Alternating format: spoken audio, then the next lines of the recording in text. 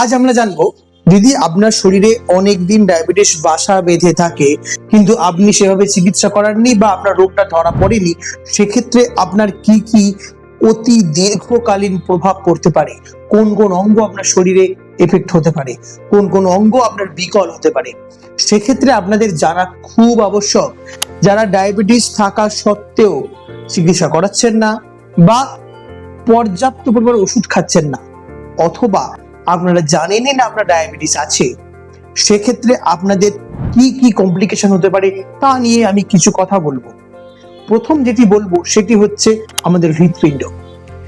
এই যে ডায়াবেটিস নামক রোগ, এর সরাসরি আমাদের হৃৎপিণ্ডের উপর একটি প্রভাব আছে, যা থেকে যে কোনো সময় আপনার স্ট্রোক হতে পারে, যেটাকে আমরা সেরিব্রোভাস্কুলার অ্যাক্সিডেন্ট সিভিএ বলে থাকি, যেটি ব্রেনকেও এফেক্ট করবে, আপনার হার্টকেও এফেক্ট করবে।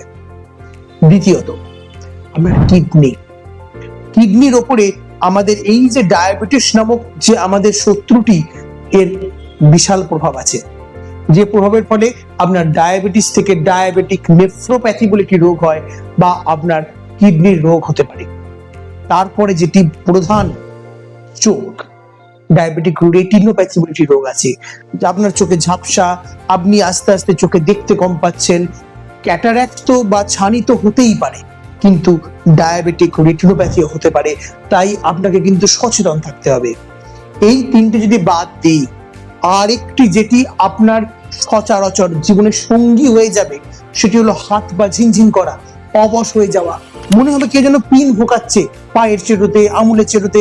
যখন রাত্রিরে ঘুমাতে যাবেন দেখবেন পায়ের চেটোগুলো জ্বলছে, যেন জল দিলে ভালো হয়, ডায়াবেটিক নিউরোপ্যাথি।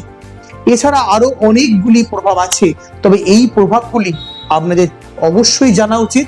যদি এগুলোর মধ্যে কোনো একটি আপনি দেখতে পাচ্ছেন, অবশ্যই ডক্টরের সাথে যোগাযোগ করুন এবং এর থেকে বাঁচার উপায়টি তা জানার জন্য আমার পরবর্তী ভিডিও অবশ্যই দেখুন।